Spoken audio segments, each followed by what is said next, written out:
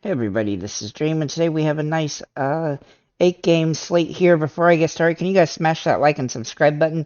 Also, make sure to drop home run calls below in the comments. With that said, let's get into this slate here for DraftKings and FanDuel. I will do a breakdown of FanDuel after the DraftKings. My core plays here on DraftKings are Suarez, Caballero, and then Lane Thomas, and I will explain those as I go through the plays. My top two pitchers today are Bryce Miller and James Paxton, but I'm going to go through all the pitchers. So I just wanted to point those two guys out, or my top expensive play and then my top value play in the pitchers here. So let's go ahead and get into this slate, though. So we're going to start with Bryce Miller. Now, he's the most expensive option on the board, but he's started 4 games and he's been pretty solid. The K rate has not been perfect or anything, but he is pitching decently deep, and he hasn't been giving up a ton of runs. He also has faced a tough matchup in his last game and still managed 13 fantasy points. This is a game where he's got a good matchup, though his price is super high. But he is viable on the slate in a plus matchup. So I do think he's viable here. He also faced him in the first game of his career. So then we'll look at Elder for Atlanta. Now he's in a pretty good spot here. He is the second most expensive option. He definitely has the strikeout potential here, as the Dodgers are the fourth heaviest strikeout team, and he also has a good strikeout rate. Though I do expect he gives up some earned runs in this one. He really hasn't had a big issue with earned runs so far this season, but I also think his fantasy points are going to be a little bit inconsistent, so he's kind of contrarian play today. He's got upside, but he also has pretty good risk due to the matchup. Then we'll look at Tyler Wells for Baltimore against New York Yankees. Another guy that's in a very crazy place with the matchup nightmare, but he does have some upside here. Though it's high risk, high reward. I definitely think that he's probably very contrarian and a good alternative to Elder if you wanted to run with a contrarian play. Kodai Senga actually looks really solid today against Chicago Cubs, though he's had 4 games that he's been really good in 4 games where he's been susceptible. His floor is higher than a lot of the guys today, and the strikeout rate is okay, but he's definitely kind of risky due to the Cubs can have big games, especially if Morel is in the lineup, who's just been absolutely crushing the ball every single game. Then we'll look at James Paxton. He's my favorite value play on this slate. He's only pitched in 2 games, but he's been pretty solid in those first 2 games. Despite giving up a couple earned runs, the strikeouts have been okay. His price is pretty fair here, and this is a good matchup for him.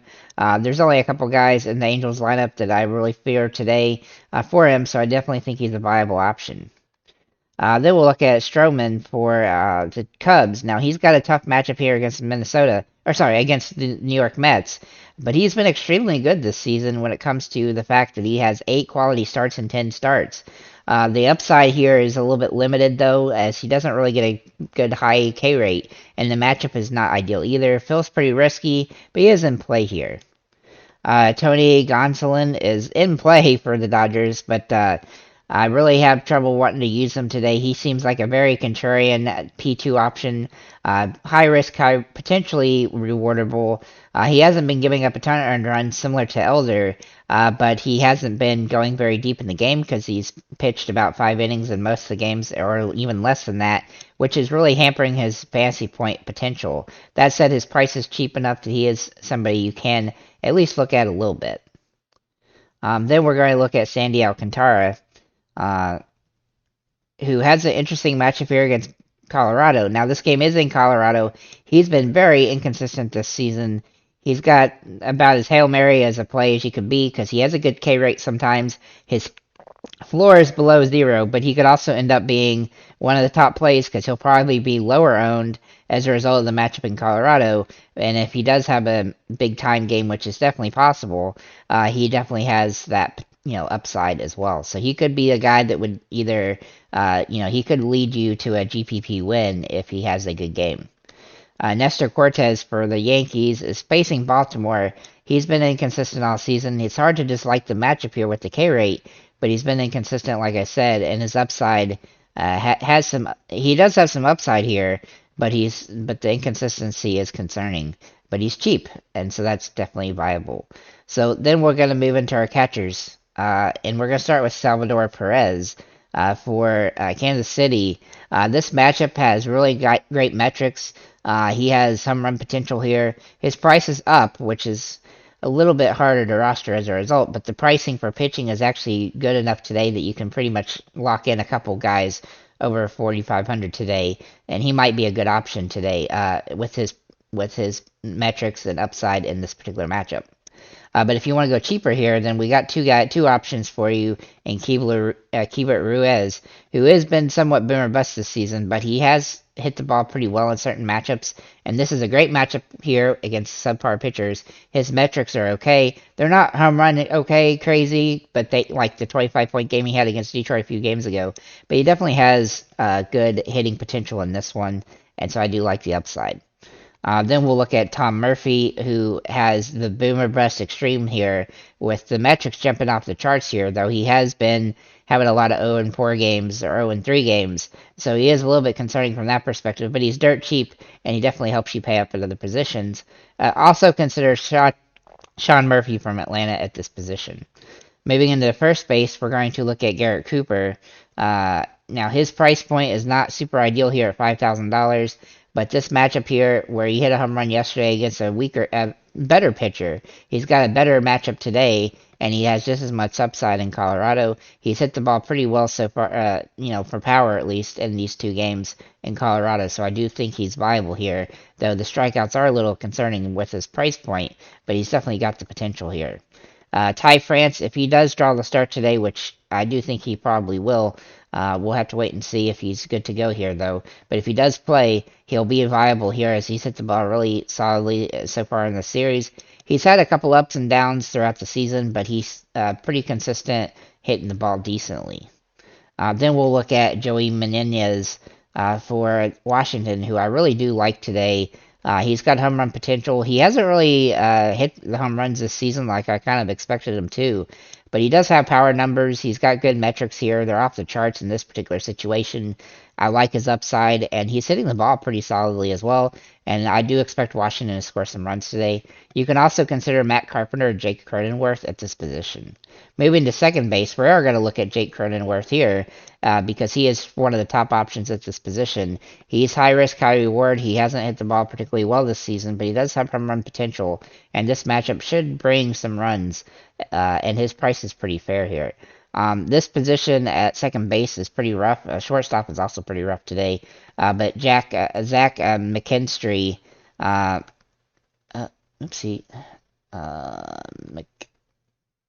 is in play today for second base. He has some utility here. He's hitting the ball decently well. In fact, he's had 6 hits in the last 7 games, and so he definitely has some fancy potential here. I do like his upside in this matchup. And then Jose Caballero, who can play second base or shortstop. He is a core play for me on this slate, as he's hitting the ball pretty well this season so far, as he's gotten started. I like the matchup and metrics here. He's hit against Oakland also in 3 games, 12.7 fantasy points per game so far. I like his upside, and he's hitting the ball solidly, so I do think he's in play. And I think he's a core play because these two positions are just really bad, and so I think he's one of the best options that you could even consider. Moving to third base, we're going to look at Eugenio Suarez for Seattle, who has a bad batting average, but he is improving last few weeks, and I like his upside in this matchup. He is a core play because he has home run potential here, and another position that's somewhat weak. Jameer Candelario is for Washington is also in play. I do think a Washington stack is viable today. His batting average is okay, and he's hit the ball pretty well lately. He's got some really good games, though he does have some odd days where he just does terribly, but I do think he's got some utility on this slate, and he's cheap, which definitely helps him with the stacks and paying up for other options. You could also put Jack McKinstry at this third base position as well. Moving into shortstop, we're looking at Xander Bogaerts for San Diego, and he's really the best option at this position. He's got really good potential here. He's hitting the ball decently. He has home run potential. I do expect this game to be high scoring. Jose Caballero is also available here, and he's really the only other option, I think, at this position. So moving into the outfielder, we're looking at Juan Soto first here for San Diego. He has big-time upside. He smashed a home run yesterday. He's probably going to try to smash a home run again today. He also has stolen base potential, which he's been doing recently. I like his upside here, and he's got great metrics, so his price is high. Tatis Jr. is also in play for San Diego. He's got similar metrics to Soto in this matchup. Great situation for San Diego in general. I definitely like a San Diego stack, though. It is somewhat hard to roster them because of their prices, but he's definitely viable on the slate.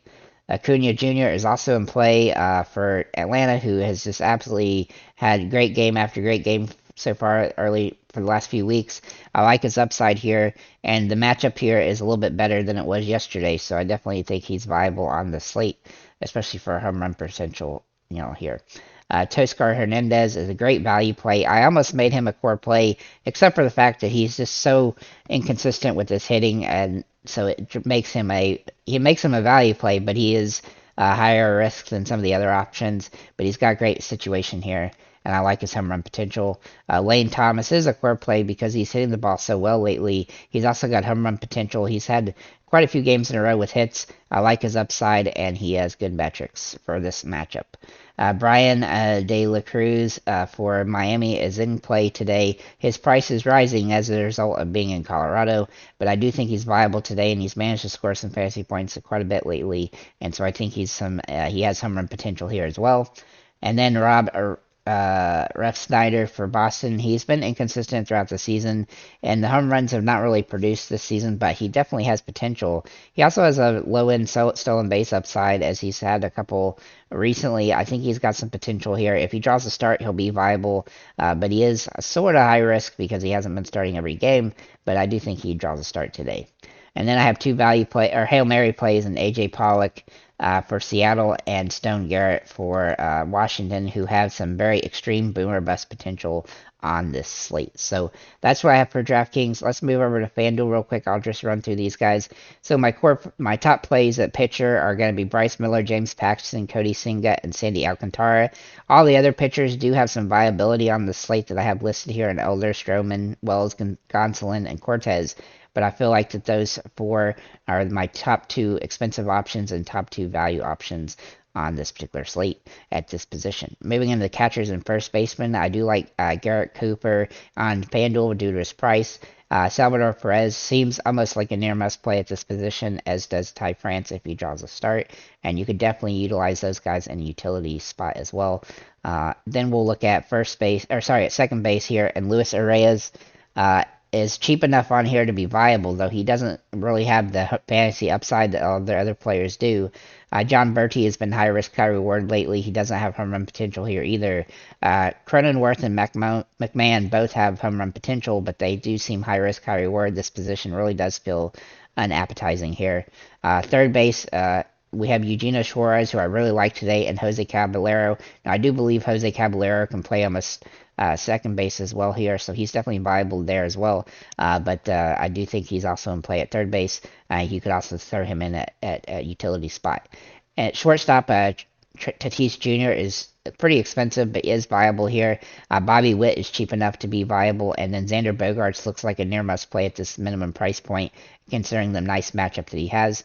Juan Soto is underpriced here on FanDuel, so I definitely think he's a top-tier play on the slate. Tatis Jr. is okay at his price point. Acuna is extremely expensive, probably extremely hard to roster today with the pitching prices and stuff. Toscar Hernandez and Jorge Soler and Lane Thomas are all near must-plays at this position, and then Brian De La Cruz is a little bit expensive, but he's definitely got some viability on the slate. So with that said, guys, thank you for liking, commenting, subscribing. If you have any comments or questions, feel free to leave them below, and have a nice day, guys.